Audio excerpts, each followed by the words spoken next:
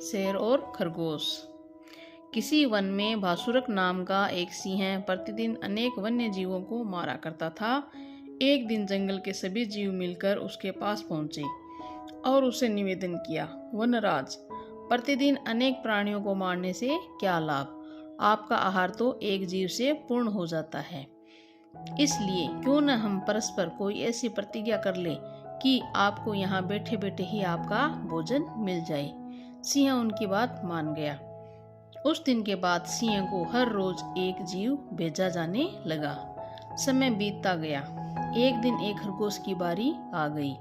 खरगोश सिंह की मांद की ओर चल पड़ा, किंतु मृत्यु के भय से उसके पैर नहीं उठ रहे थे। मौत के डर से वह जंगल में इधर उधर भटकता रहा। एक स्थान पर उसे एक कुआं दिखाई दिया। उसे देखकर उसके मन में एक विचार आया, क्यों न भासुरक को उसके वन में दूसरे सिंह के नाम से उसकी परछाई दिखाकर इस कुएं में गिरा दिया जाए। यही उपाय सोचता वह भासुरक सिंह के पास वह बहुत देर बाद पहुंचा। सिंह उस समय, देखो यह चित्र है, इसमें दिखाई दे रहा है कि खरगोश की बारी आई थी। सभी जानवरों ने प्लान किया था कि शेर के पास एक एक करके एक एक जानवर जाएगा। जब खरगोश की बारी आई तो खरगोश ने पहले जंगल में घूमते घूमते ये कुआं देख लिया था। फिर उसने प्लान भी बना लिया कि हमें शेर को किस तरह मारना है। तो वो आगे क्या कहता है शेर से, तो सुन देखते हैं आगे। शेर भूख प्यास से बेहाल था। वह सोच ही रहा था कि कुछ देर तक और कोई पशु न आया तो वह अपने शिकार को चल पड़ेगा और पशुओं के खून से सारे जंगल को सींच देगा। उसी समय वह खरगोश उसके पास पहुंच गया और उसको प्रणाम करके बैठ गया। खरगोश को देखकर सिंह ने क्रोध से गरज कर कहा, अरे खरगोश, एक तो तू छोटा है और फिर इतनी देर लगाकर आया है। खरगोश ने सिर झुकाकर उत्तर दिया, स्वामी, आप व्यर्थ क्रोध कर रहे हैं। पहले मेरी देरी से आने का कारण तो सुन लीजिए। शेर गुर्राया, जल्दी बोल, मैं बहुत भूखा हूँ, कहीं तेरे कुछ कहने से पहले ही मैं तुझे चबा न जाऊं। खरगोश बोला, स्वामी, मैं आपके पास आ रहा था कि मार्ग में दूसरा सिंह अपनी गुफा से निकल कर आया और बोला, अरे किधर जा रहा है? मैं तुझे खाने आया हूँ। मैंने उससे कहा, मैं अपने स्वामी भासुरक सिंह के पास आहार के लिए जा रहा हूँ। तब वह बोला, भासुरक कौन होता है? मैं ही तुम्हारा राजा हूँ। मैं उससे किसी तरह जान छुड़ा कर आया हूँ महाराज, इसलिए मुझे देरी हो गई। यह सुनकर भासुरक बोला, ऐसा ही है तो जल्द से मुझे उस दूसरे सिंह के पास ले चल। आज मैं उसका खून पीकर ही अपनी भूख मिटाऊंगा। खरगोश ने कहा, ठीक है, यदि स्वामी का यही निर्णय है तो आप मेरे साथ चलिए। ये कहकर खरगोश भासुरक को उसी कुएं के पास ले गया। आइए मैं आपको उसकी सूरत दिखा दूं। खरगोश भासुरक सिंह को कुएं की मेड़ पर ले गया। भासुरक ने झुककर झांका तो अपनी ही परछाई दिखाई दी। उसने समझा यही दूसरा सिंह है। तब वह जोर से गरजा। उसकी गरज के उत्तर में कुएं से दुगनी गूंज सुनाई दी। उस गूंज को दूसरे सिंह की गरज समझकर भासुरक उसी क्षण कुएं में कूद पड़ा और वहीं जल में डूबकर उसने प्राण त्याग दिए। खरगोश ने अपनी बुद्धिमत्ता से सिंह को हरा दिया। वहां से लौटकर वह अन्य जीवों की सभा में गया। उसकी चतुराई जानकर और सिंह की मौत का समाचार सुनकर सभी जानवर प्रसन्नता से नाच उठे। शिक्षा, बुद्धिमानी से अपने से अधिक बलवान को भी पराजित किया जा सकता है। तो देखा आपने किस तरह से खरगोश ने अपनी बुद्धिमानी से जंगल के सभी जीवों के जो विनाशकारी थे, जो सभी जीव जिसे डरते थे, उस सिंह को उसने मरवा दिया अपनी बुद्धिमत्ता से और सभी जीवों को भय मुक्त कर दिया। तो इसी तरह हमें भी अपनी बुद्धि से ही काम लेना चाहिए। अगली कहानी का नाम है दर्जी और हाथी।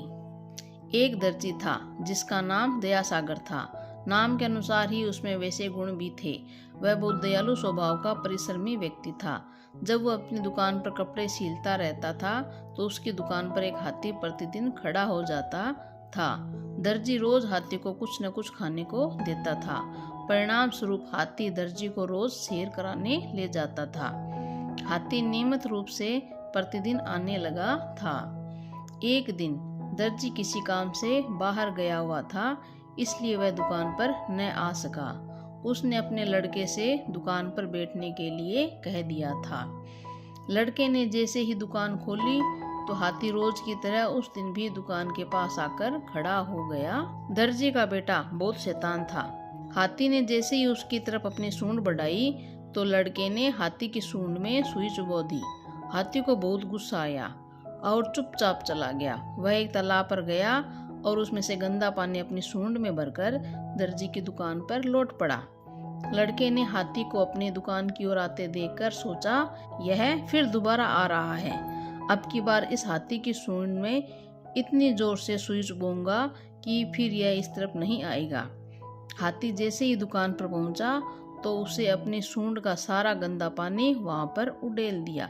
इससे दर्जी की दुकान में रखे सब कपड़े गंदे हो गए। अब लड़के को अपने किए पर बड़ा पछतावा हुआ। शिक्षा, हमें जानवरों से छेड़छाड़ नहीं करनी चाहिए। ये देखिए चित्र में हाथी है, वो तालाब से गंदा पानी भरकर लाया था और उसने दुकान पर उड़ेल दिया। हमें जानवरों को नहीं सताना चाहिए। जानवर होते हैं वो तो बेजुबान होते हैं, वो अपने पीड़ा को, अपने दर्द को बोल कर कह नहीं पाते हैं, इसलिए हमें जानवरों को छेड़छाड़ नहीं करना चाहिए। अगली कहानी का नाम है किसान के बेटे। एक गांव में बिरजू नामक किसान रहता था। बिरजू के 4 बेटे थे। बिरजू बहुत मेहनती और दूरदर्शी स्वभाव का था, जबकि उसके बेटे निकम्मे, कामचोर और आलसी स्वभाव के थे। बिरजू किसान बूढ़ा होता चला गया और उसके बेटे जवान हो गए। बिरजू के बेटे अभी भी उसी पर निर्भर थे। बिरजू को पता था कि वह बहुत जल्दी मर जाएगा, अतः बिरजू चिंतित रहने लगा कि मेरे मरने के बाद मेरे इन कामचोर बेटों का क्या होगा। ये बिना कोई काम किए कैसे अपना जीवन यापन करेंगे। बेटों को सही मार्ग पर लाने के लिए बिरजू किसान ने उन्हें अपने पास बुलाया और कहा, मैंने आपने कमाए पैसे से जो कुछ भी खरीदा है, सोना चांदी आदि सब अपने खेतों में गाड़ दिया। अब मैं बूढ़ा हो गया हूँ। शायद इसी कारण से मुझे यह याद नहीं रहा कि धन किस जगह गड़ा है। मेरी स्मरण शक्ति भी कमजोर हो गई है। यह कहकर किसान मर गया। अब बिरजू किसान के 4 बेटों ने सोना चांदी तथा पैसा ढूंढने के लिए सारा खेत खोद डाला, परंतु उसके हाथ कुछ नहीं लगा। यह देखकर वे बहुत निराश हुए।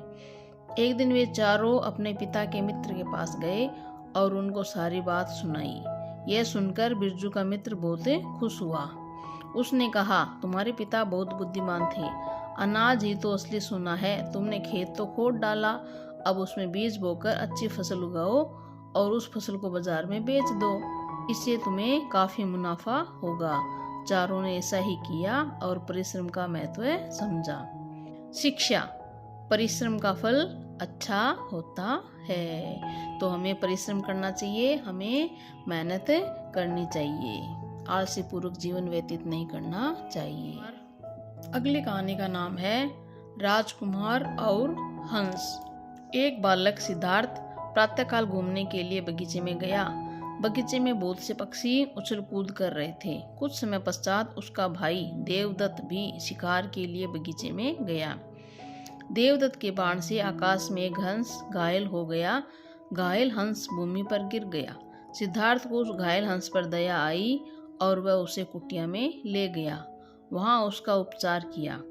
देवदत्त अपने बाण से घायल हंस को लेने के लिए वहां आ गया और बोला, यह हंस मुझे दे दो, इसे मैंने तीर से मारा है।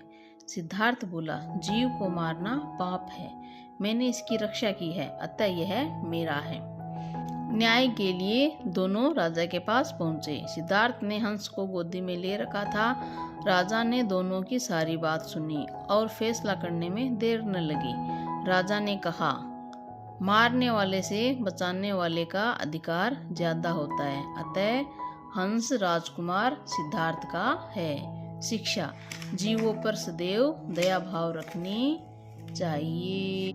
ये देखो दोनों भाई हैं, यह है सिद्धार्थ, यह है देवदत्त। देवदत्त के हाथ में धनुष है, तीर कमान है, तीर हंस पे लग गया।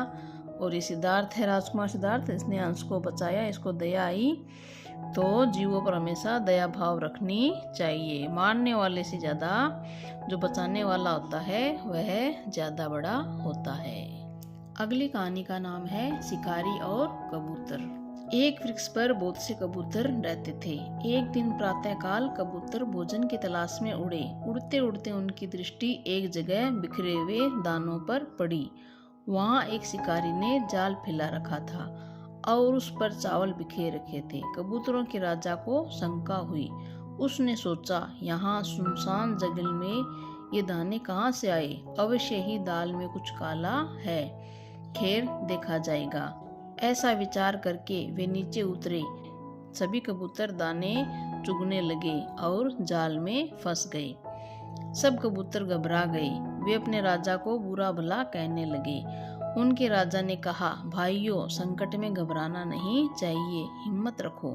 कबूतरों के राजा ने कहा, सभी कबूतर जाल सहित इकट्ठे उड़ो। सभी कबूतरों ने ऐसा ही किया। सब कबूतर आकाश में जाल सहित उड़े जा रहे थे। शिकारी उनके पीछे पीछे धरती पर भागा जा रहा था और कहता जा रहा था, पक्षी गिरेंगे, मेरा शिकार बनेंगे। परंतु कबूतर उड़ते उड़ते शिकारी की आंखों से ओझल हो गए। शिकारी हाथ मलता रह गया। शिक्षा, एकता में बल होता है। ये शिकारी है वो देखता ही रह गया और जो कबूतर है वो जाल लेकर उड़ गए। तो एकता में बल होता है, सभी को एक रहना चाहिए। अगली कहानी का नाम है शेर और चूहा। एक जंगल था। जंगल का राजा शेर एक दिन पेड़ की छाया में सो रहा था। एक छोटा चूहा अपने बिल से दौड़कर आया और शेर की नाक पर उछल कूद करने लगा। इससे शेर जाग गया। शेर ने चूहे को अपने पंजे में दबोच लिया। चूहा बोला, मुझे माफ कर दीजिए, मुझसे अनजाने में गलती हो गई, मुझे न मारे, किसी दिन मैं भी आपके काम आ सकता हूँ। शेर चूहे की बात सुनकर हंस पड़ा। एक छोटा सा जानवर इतने बड़े शेर का किस प्रकार भला कर सकता है? परंतु शेर को उस पर दया आ गई। उसने चूहे को छोड़ दिया तथा चेतावनी दी कि फिर कभी मुझे नींद से मत जगाना। चूहा भागकर अपने बिल में घुस गया। कुछ दिन के बाद एक शिकारी उस जंगल में आया। वह अपना जाल बिछाकर चला गया। शेर शिकारी द्वारा फैलाए जाल में फंस गया।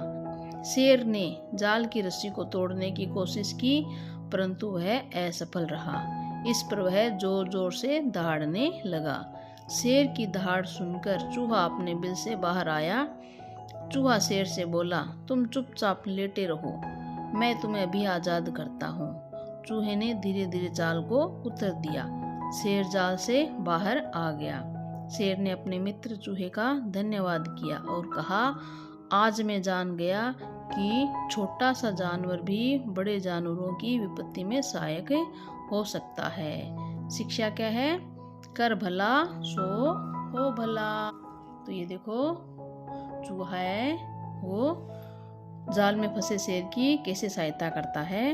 ये शिकारी ने शेर को जाल में फंसा लिया है और चूहा उसकी सहायता करने के लिए आया है। तो हर जीव के पास अलग तरह की ताकत होती है। किसी में कोई ताकत होती है, किसी में कुछ ताकत होती है। तो किसी को भी छोटा नहीं मानना चाहिए। अगली कहानी का नाम है अंगूर खट्टे हैं। एक लोमड़ी थी। एक दिन वह बहुत भूखी थी। वह भोजन की खोज में इधर उधर घूम रही थी। उसे एक बाग में अंगूर की बेल दिखाई दी, जिस पर पके हुए अंगूर लटक रहे थे। पके हुए अंगूरों को देखकर उसके मुंह में पानी भर आया। उसने सोचा, आज अंगूर खाकर भूख मिटाई जाए। अंगूर को तोड़ने के लिए लोमड़ी कई बार उछली, परंतु वह उन तक पहुंचने में असफल रही। अंगूर बहुत ऊंचाई पर लगे हुए थे। एक बार उछलते उछलते वह धड़ाम से भूमि पर गिर पड़ी, जिससे उसके शरीर पर चोट लग गई। उसे बहुत शर्मिंदगी महसूस हुई और वह वहां से चुपचाप चल दी। एक खरगोश यह सब खेल देख रहा था।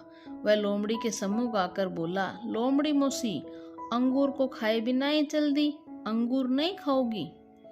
लोमड़ी बोली, नहीं, अंगूर खट्टे हैं, यदि मैं इन्हें खाऊंगी तो बीमार पड़ जाऊंगी। खरगोश बोला, अंगूर तोड़ नहीं सकी तो कहती है कि अंगूर खट्टे हैं। शिक्षा, अपनी असफलता के लिए दूसरों को दोष देना अनुचित है। अब लोमड़ी का मन तो बहुत कर रहा है कि अंगूरों को खाऊं, उसका मन ललचा रहा है, लेकिन अंगूर है क्या, बहुत ही ऊंचाई पर है और वो उसके हाथ नहीं आ रहे हैं। वो बार बार प्रयास कर रही है और एक बार तो ऐसा गिरी कि उसके शरीर पर चोट भी आ गई। तो लेकिन उसने अपने मन को समझा दिया कि नहीं, कि मुझे खाने ही नहीं है ये अंगूर, अंगूर तो बहुत खट्टे हैं और खट्टे अंगूर खाकर मैं बीमार हो जाऊंगी। लेकिन उसने अपनी असफलता को इसमें अंगूरों पर ही दोष दे दिया, ये अंगूर खट्टे हैं।